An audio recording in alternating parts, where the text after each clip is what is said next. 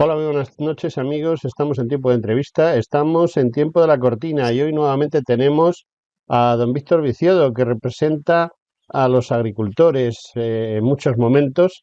Se representa a sí mismo porque es un hombre trabajador y que es un hombre que lucha por el campo, pero además está protagonizando esa lucha colectiva que los agricultores, sobre todo los del este de España, con el tema sobre todo de lo que es la naranja, la mandarina, los huertos, etcétera, etcétera, están teniendo una verdadera guerra, batalla a batalla con la Unión Europea. Y bueno, vamos a decirle hola y bienvenido a Víctor Viciedo. ¿Qué tal está?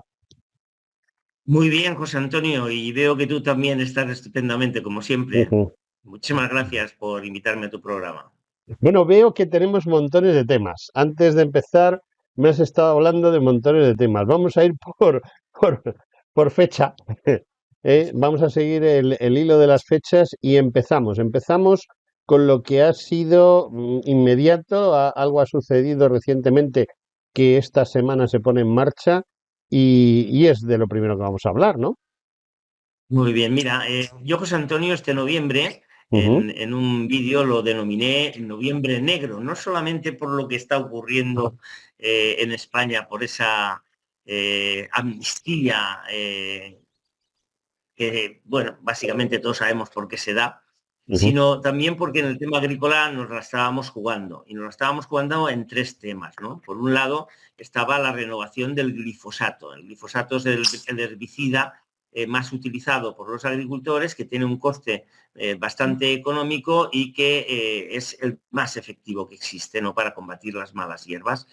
Y bueno, pues el glifosato está muy atacado por las organizaciones agrarias, básicamente, y lo digo porque es así, porque las organizaciones ecologistas están en contra de los transgénicos. Entonces, la mayoría de los transgénicos tienen una modificación para hacerlos resistentes al Roundup, al glifosato. El Roundup es la marca comercial. Y entonces, pues si eliminan el Roundup, eliminan el glifosato, se cargan los transgénicos, porque ya no serían necesarias esas semillas que resisten al glifosato. Y entonces Ujú. por eso se le ataca tanto a base de informes que no tienen una validación por pares nunca, son pagados a pseudocientíficos que cobran por hacerlos, y que la prensa no duda inmediatamente en sacarlos y airearlos como si fueran verdad, pero en realidad donde se hacen los verdaderos informes es cuando hay que renovar el material. Y entonces allí ha habido un informe de tres países, concretamente, que son los tres países ponentes para renovar el glifosato, y ese informe salía muy positivo para el glifosato. Entonces, de ahí ha pasado a la Unión Europea, donde se hace esa validación por pares. Concretamente, la validación por pares lo hace la EFSA y sus científicos. La EFSA es la European Food Safety Authority, la Autoridad Europea de Seguridad Alimentaria, y la ECHA, que es la de análisis de productos químicos. La ECHA concluyó, y esto es muy importante, que el glifosato no es cancerígeno, contrariamente a todas estas patrañas que saltaban a la prensa, y que además la ONU, en su Organización Mundial de la Salud, en su listado, incluyó el glifosato, igual que tiene dentro de ese listado a las carnes rojas, como posiblemente cancerígeno. ¿Qué significa ese listado? Eso es una manipulación de esta gentuza. Posiblemente cancerígeno significa que no es cancerígeno, pero pudiera serlo. Es Pudiera decir, serlo. nadie ha demostrado que lo sea. Y si nadie ha demostrado que lo sea, ¿por qué narices lo metes en ningún listado, no? Pues lo mismo con las carnes rojas y lo mismo con otros productos. Entonces, en este caso, la ECHA definitivamente ha demostrado que no es cancerígeno, luego debiera de salir inmediatamente de ese listado. En segundo lugar, la EFSA concluyó de que no era ninguna, o sea, a dosis de empleo no es ninguna peligrosidad ni para personas, ni para biodiversidad, ni para medio ambiente. Y con eso fueron en octubre, el mes pasado, a la validación. Pero, ¿qué ocurre? Que había 2.500.000 firmas de los ecologistas. Y entonces ahí hay muchos países que son muy verdes, malditos hipócritas, y contrariamente al informe, votaron en contra del glifosato. Para ser aprobado tienen que conseguirse no solamente el 50% de los países, sino el 60% de la población europea. Es decir, que no vale con que Luxemburgo vote a favor. Luxemburgo es muy poquita gente. Haría falta que Alemania votara a favor. Y entonces hubo un empate técnico, es decir, nadie ni llegó a ese 60% el renovar el glifosato, ni llegó a ese 60% el no renovarlo.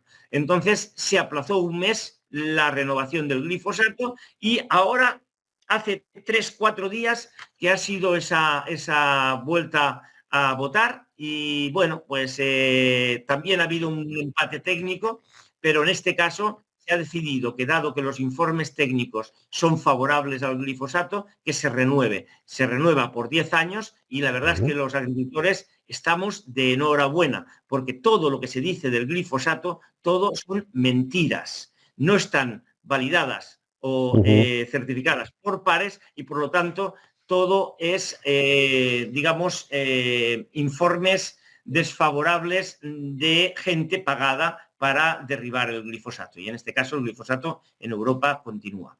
Este sería el primer tema. Ese es el primer tema. Desde noviembre negro, pues aquí ha sido blanco. Bueno, y el segundo tema que está relacionado con el día 23 de noviembre, creo, ¿no? Sí, efectivamente, también tiene que ver con fitosanitarios y en este caso, bueno, pues podrían volver a tumbar el glifosato. ¿Por qué? Porque se trata de el reglamento de uso sostenible de los fitosanitarios. He hecho mucha presión en todos los lados sobre este tema y curiosamente las organizaciones agrarias, los sindicatos agrarios, están calladitos, cuando resulta que es una de las cosas más importantes que nos puede pasar a los agricultores. Los agricultores españoles estamos, digamos, en desventaja con otros países, porque aquí se están prohibiendo fitosanitarios que en otros países sí se pueden usar. Y dices, no, es que son muy venenosos. No, vamos a ver, todo eso son tonterías. No hay peligrosidad alguna porque cuando un producto se le saca el registro, ha pasado un examen muy severo de la EFSA. Y a la dosis de empleo no es peligroso ni para el que lo utiliza, que somos los agricultores, de ninguna de las maneras puede haber ningún riesgo para el que se come la fruta o la verdura 6 meses después. Que no queda o ningún residuo, es decir, hay residuos cero, o de haber residuo está por debajo de un límite comercial que se llama LMR, límite máximo de residuos. Pues bien, sin ningún informe desfavorable, sin que haya ninguna toxicidad, sin que haya ningún motivo de peligrosidad, los de la Comisión Europea y también basándose en la estrategia de la granja a la mesa, la estrategia de la granja a la mesa es una de las patas del Green Deal, tiene 2 patas, estrategia por la granja a la mesa, estrategia por la biodiversidad, y el Green Deal es la aplicación de la Agenda 2030 en Europa. Pues esta estrategia de la granja a la mesa decía de que en Europa se tenían que eliminar el 50% de los fitosanitarios y el 25% de los fertilizantes. Hay que reducir la fertilización un 25%. Bien, pues vamos ahora a darle cuerpo a esa parte del 50%. Pasó por la Comisión de Medio Ambiente y la Comisión del Medio Ambiente, como es más verde todavía que la Europa verde, pues resulta que aumentaron ese 50% a un 65% de los fitosanitarios. Estamos hablando de las medicinas de las plantas. No sé si somos conscientes de ello. Es como si elimináramos el 65% de nuestras medicinas. Pero encima, el criterio para eliminarlas es un factor que se denomina HR1, que es multiplicar la categoría del producto A, B, C, ¿cómo se llama? Autorización excepcional, que se les daría los valores 8, 16, 32 y 64 por la cantidad de producto que utilizamos los agricultores.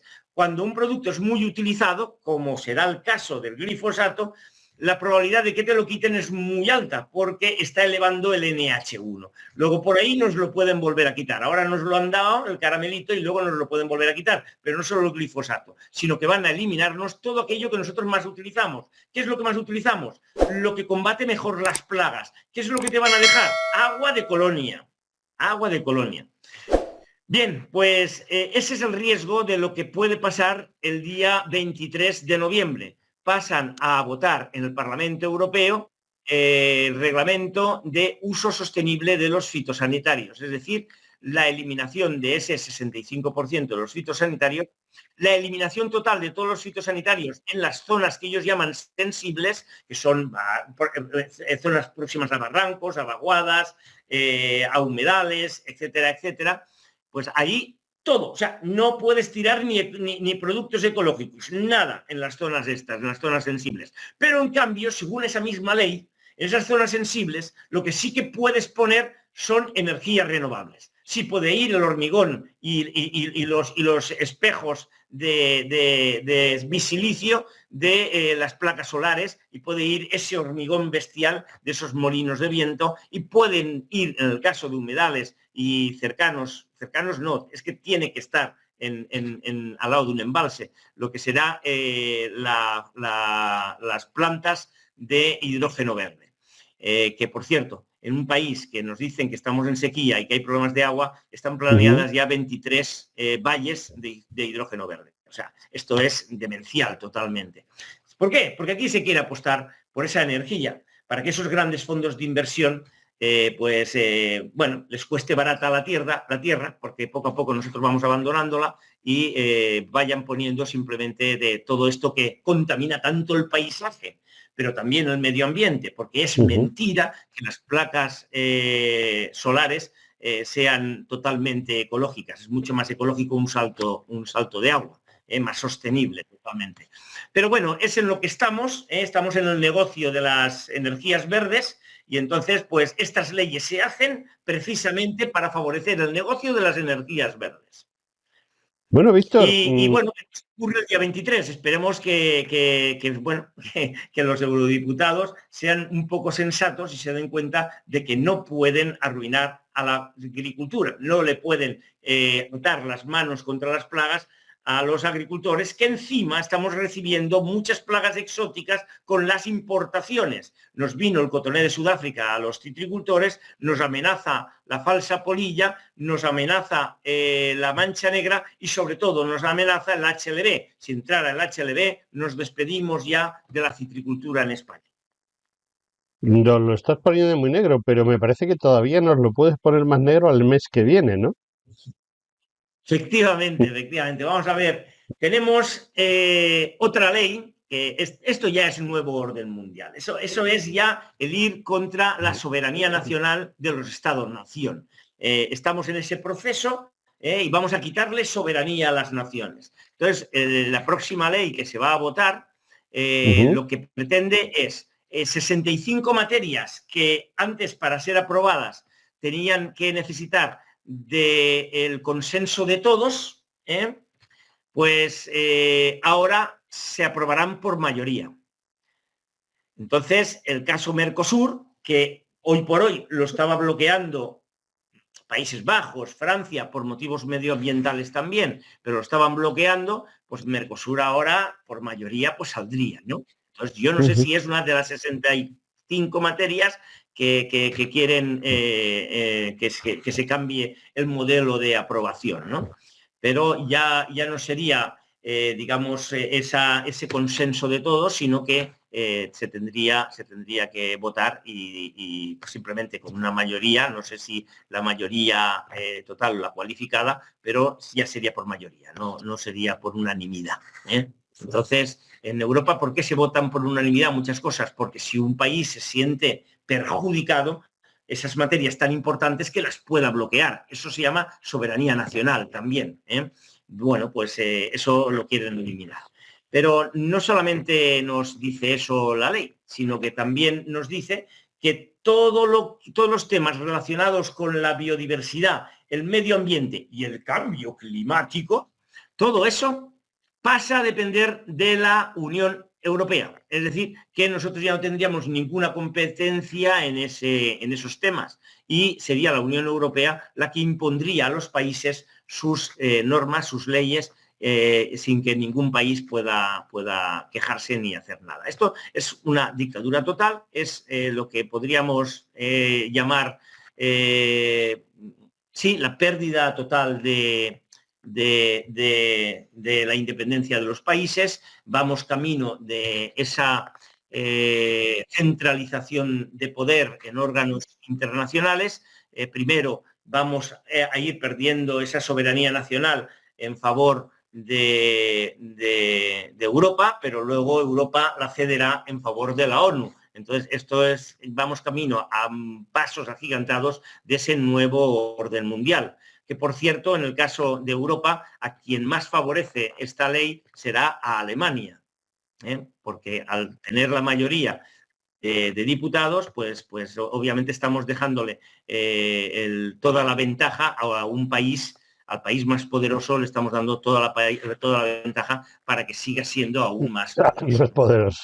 Bueno, en definitiva, me da la ligera impresión, y con esto vamos a terminar la entrevista, una pregunta muy concreta. Yo soy consciente, y quiero que la gente sea consciente, que la Agenda 2030 lo que pretende es eso de no tendrás nada y serás feliz, es decir, te vamos a convertir en pobre.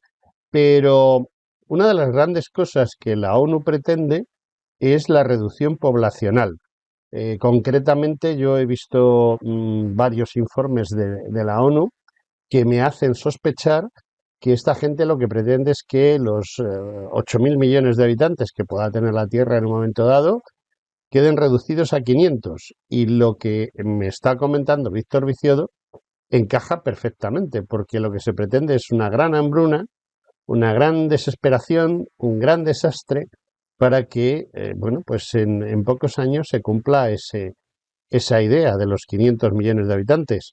¿Estoy alejándome de la realidad o eso no es verdad? Y los climatontos, como llamo yo a todos estos que salen ahí a defender la avispilla de no sé qué, o las palomas que están destruyendo todo el patrimonio arquitectónico español, eh, tienen mucho que ver en esto porque les pagan, entiendo. O sea, son tontos útiles pagados, ¿no?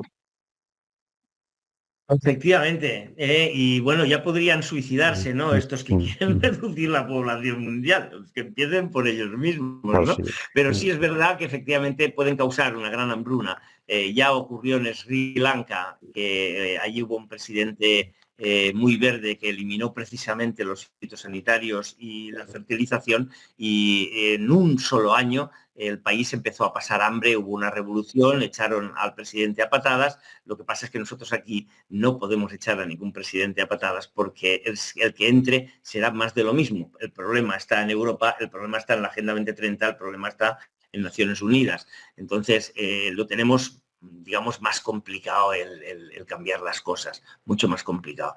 De hecho, en los países, digamos, más desfavorecidos, con los cuales firmamos los acuerdos comerciales, la agricultura que se practica es la agricultura de exportación. O sea, ellos lo que están cultivando allí, por ejemplo, son cítricos, ¿no? En Sudáfrica, en Egipto, en Marruecos, en Turquía. Entonces, estos cítricos los exportan a nosotros.